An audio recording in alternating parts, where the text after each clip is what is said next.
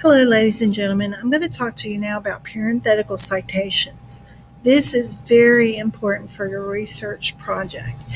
In order to prevent plagiarism, you have to have parenthetical citations along with your research works cited page in order to avoid any kind of accusation of you stealing someone else's intellectual property. So if you turn to page 26 of your research manual, you'll see the heading here, parenthetical citations. And this basically is a short little section that gives you an overview of what you need to do for parenthetical citations. Okay, so basically, these have to be in a paper, all right? And you're going to put anything within your paper that you have taken from a source other than your brain, and unless it's common knowledge. If it's common knowledge and everybody knows this, you don't have to cite it. But if it's something that you take from one of your note cards or some kind of source, then you must cite it. And this gives you the explanation here. Cite all direct quotations, paraphrases, summaries, ideas peculiar to an author, case studies, statistics, graphics, maps, charts, diagrams, scientific research results, photographs, and works of art. And I'll be showing you how to cite images later, but right now I want you to concentrate on what you're going to put within your research paper or within your presentation. Okay, there's a specific way that they're cited with a period in the formatting. So the sentence immediately before the citation will not have a period until after the citation. So it's going to look like this. Right there, no period. Period after the closed parenthesis.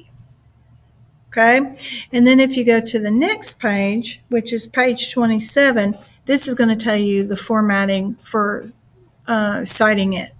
So when you make a parenthetical citation, there's a specific way to do that. Basically, you look at your works cited page, and whatever the first thing is on there, that's what you're going to use. So if you have an author's last name, you're going to use that. If you're citing from a book, you're going to use a page number. If you just have the title of an article, you're going to use that. If you have a really long article, you can abbreviate it. Okay. If you have the same author in two different works, you're going to use the author's last name and the name of the work. It's a very kind of tricky kind of thing when you're first starting out with it, but once you get the hang of it, you really won't have that big of a problem with it. If you will remember that everything that comes from your note cards needs to have some kind of credit towards that author or wherever it came from. So I'm going to scroll down to the very last part of our manual, and this is on page 47. I use Hunter's outline and as an example for an outline, and I want to look at his paper the same way. And following this paper is his works cited page. So if you see right here, he's got a citation, and the citations follow what he has. So obviously he took something right here directly from a card, and he's got it cited. Same thing here. It could be this, okay?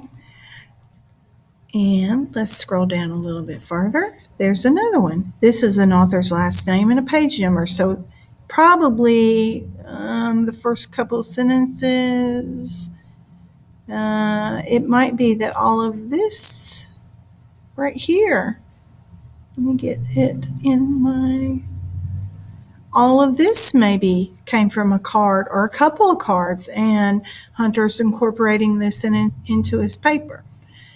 And you see that he's got the citation and the page number here.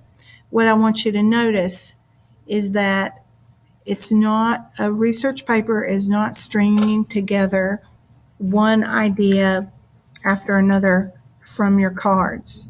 You don't do that. You have your ideas interspersed within here.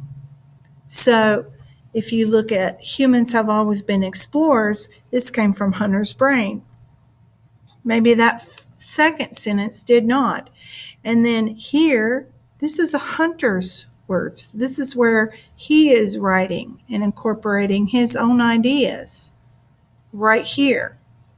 This last sentence is his thesis statement. So really remembering how to, understanding how to create parenthetical citations aren't that bad. It's just kind of tricky when you're getting started with it. And I'll talk more about that later. But as for right now, if you want to go back to, let me make sure I have the right page number. I believe it's 26 of your research manual, and 27 and 28 have how to actually format specific parenthetical citations. We'll talk more about this, okay? But that's all for this video. And if you have any questions, you know where to find me.